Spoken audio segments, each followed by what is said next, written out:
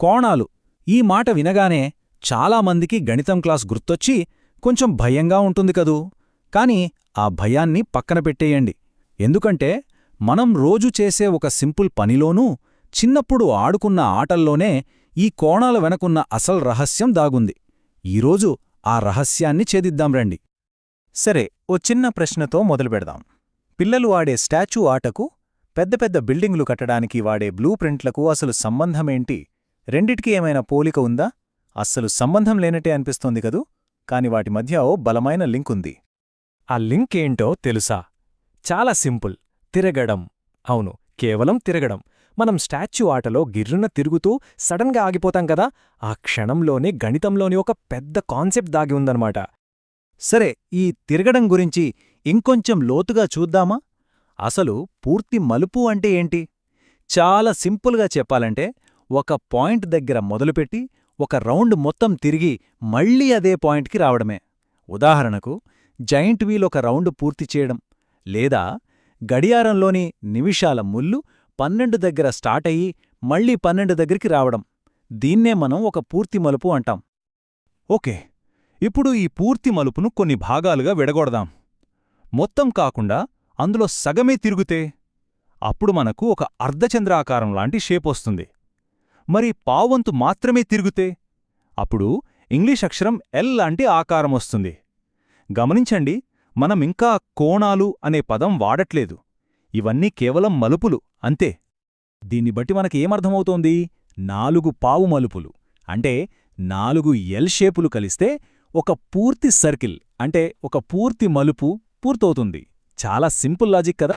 సరే, ఇప్పటిదాకా మనం మలుపులు మలుపులు అంటున్నాం. ఇప్పుడసలు మ్యాటర్కొద్దాం. ఈ సింపుల్ మలుపులకు మనం పుస్తకాల్లో చదివే కోణాలకు మధ్య ఉన్న కనెక్షన్ ఏంటో చూద్దాం. ఇప్పుడు చూడండి, అసలైన మ్యాజిక్. మనం ఇప్పటిదాకా పావు మలుపు అని పిలుస్తున్న ఆ ఎల్ ఆకారం ఉంది కదా, దానికి మ్యాథ్స్లో ఒక స్పెషల్ పేరుంది. అదే లంబకోణం లేదా రైట్ యాంగిల్. చూసారా, మనం రోజూ చేసే ఒక చిన్న కదలిక గణితంలోనే ఒక ముఖ్యమైన కాన్సెప్ట్గా ఎలా మారిందో. అంటే లంబకోణం అంటే మరేదో కాదన్నమాట, ఖచ్చితంగా పావు వంతు తిరిగినప్పుడు ఏర్పడే మూల. ఇప్పుడు మన చుట్టూ ఒక్కసారి చూడండి. పుస్తకం మూల, మన రూమ్ గోడ మూల, టేబుల్ అంచు, ఎక్కడ చూసినా మనకు ఈ లంబకోణాలు కనిపిస్తూనే ఉంటాయి. ఒక్కసారి మనకు ఈ లంబకోణం ఐడియా అర్థమైతే చాలు, మిగతావన్నీ చాలా ఈజీ. పావు మలుపు కన్నా కొంచెం తక్కువ తిరిగితే అది చిన్నదిగా పదునుగా ఉంటుంది కదా, అందుకే దాన్ని అల్పకోణం లేదా ఎక్యూట్ యాంగిల్ అంటారు. మరి పావు మలుపు కన్నా ఎక్కువ తిరిగితే అది పెద్దదిగా వెడల్పుగా ఉంటుంది. దాన్ని అధిక కోణం లేదా అబ్ట్యూజ్ యాంగిల్ అంటారు. ఇక సరిగ్గా సగం తిరిగితే అదొక స్ట్రెయిట్ లైన్లా కనిపిస్తోంది. అందుకే దాన్ని సరళ కోణం లేదా స్ట్రెయిట్ యాంగిల్ అంటారు. సింపుల్. సరే, ఈ కొత్తగా నేర్చుకున్న విషయాన్ని మన చుట్టూ ఉన్న ప్రపంచంలో ఎక్కడెక్కడ చూడొచ్చో ఒకసారి వెతుకుదామా? రెడీనా? ఒక్కసారి మన చుట్టూ ఓ లుక్కేస్తే మన ఇంట్లోనే ఎన్ని ఉదాహరణలున్నాయో తెలుసా? మనం వాడే నల్లాలు, కత్తెరలు, పట్కార్లు, డోర్లు, ఫైల్ కవర్లు, చివరికి మనం బట్టలు ఆరేయడానికి వాడే క్లిప్పులు కూడా. ఇవన్నీ తిరగడం అనే ప్రిన్సిపుల్ మీదనే పనిచేస్తాయి. అంటే వాటన్నింటిలోనూ కోణాలు దాగి ఉన్నాయన్నమాట. ఈ టేబుల్ చూస్తే మనకు ఇంకా క్లియర్గా అర్థమవుతుంది. ఫర్ ఎగ్జాంపుల్, బట్టల క్లిప్ తీసుకోండి. అది పావు మలుపు కన్నా తక్కువే తెరుచుకుంటుంది. అంటే అది ఒక అల్పకోణాన్ని ఏర్పరుస్తుంది. కాని కత్తెర, పటకారు లేదా మన ఇంటి డోర్ చూస్తే అవన్నీ పావు మలుపును దాటి చాలా దూరం వెళ్లగలవు. అంటే అవి అధిక కోణాలను కూడా ఏర్పరచగలవు. ఓకే, ఇప్పటిదాకా మనం కోణాలను రకాలుగా చూశాం. ఇప్పుడు మన అవగాహనను నెక్స్ట్ లెవెల్కి తీసుకెళ్దాం. మలుపులను ఇంకాస్త ఖచ్చితంగా కొలవడమెలాగో, వాటి దిశను ఎలా చెప్పాలో కూడా నేర్చుకుందాం. కోణాలను కొలవడానికి మనకేం పెద్ద పెద్ద పరికరాలు అవసరం లేదు తెలుసా? మన చేతులతోనే ఒకటి తయారు చేసేయచ్చు.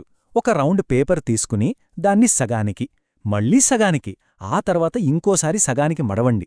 అంతే, మనకు హాఫ్, క్వార్టర్ ఇంకా 1/8 మలుపులను కొలవగలిగే ఒక సింపుల్ టూల్ రెడీ అయిపోయింది. ఈ చార్ట్ చూడండి, చాలా సింపుల్గా చూపిస్తుంది. 1/4 మలుపును సూచించే బార్ 1/8 మలుపు బార్ కన్నా రెండింతలు పొడవుగా ఉంది. దీని అర్థమేంటంటే 2 1/8 మలుపులు కలిస్తే ఒక పావు మలుపు, అంటే ఒక లంబకోణం అవుతుంది. ఇలా మనం కోణాలను ఇంకా చిన్న చిన్న భాగాలుగా కూడా చూడొచ్చనమాట. మనం ఎంత తిరిగామో చెప్పడం ఒకెత్తైతే, ఏ డైరెక్షన్లో తిరిగామో చెప్పడం కూడా అంతే ముఖ్యం. గడియారం ముల్లులు తిరిగే దిశను సవ్యదిశ లేదా క్లాక్ వైజ్ అంటాం. దానికి ఆపోజిట్ డైరెక్షన్ను అపసవ్యదిశ లేదా యాంటీ క్లాక్ వైజ్ అంటాం. ఈ రెండు పదాలు మన మలుపులకొక డైరెక్షన్ను ఇస్తాయి. ఈ ఒక్క వాక్యం మనం ఈరోజు నేర్చుకున్నదంతటికీ సారాంశం అని చెప్పొచ్చు. మలుపు ఉండే ప్రతి సందర్భంలోనూ కోణాలేర్పడతాయి. ఇది చాలా పవర్ఫుల్ ఐడియా. అంటే మనం చూసే ప్రతి కదలికలో, ప్రతి వంపులో, ప్రతి మలుపులో జ్యామితి దాగి ఉంది. సో మనం గుర్తుపెట్టుకోవాల్సిన అసలు పాయింట్ ఏంటంటే, జ్యామితి అనేది ఎక్కడో బుక్స్లోంచి పుట్టలేదు. అది మన జీవితంలోని కదలికల నుంచి పుట్టింది. తిరగడం అనే ఒక సింపుల్ యాక్షన్ నుంచే పుట్టింది. అంటే ఒక రకంగా మనందరం సహజంగానే జ్యామితి నిపుణులమన్నమాట. ఈరోజు మనం కోణం వెనకున్న అసలు కథను తెలుసుకున్నాం. అది జస్ట్ ఒక మలుపు అని అర్థం చేసుకున్నాం. మరి ఇప్పుడు ఆలోచించండి, ఇలాగే మన కళ్ల ముందే దాగి ఉన్న గణిత రహస్యాలు ఇంకెన్నున్నాయి. ఈ రోజు నుండి మీ చుట్టూ ఉన్న ప్రపంచాన్ని ఈ కొత్త దృష్టితో చూడటం మొదలుపెట్టండి.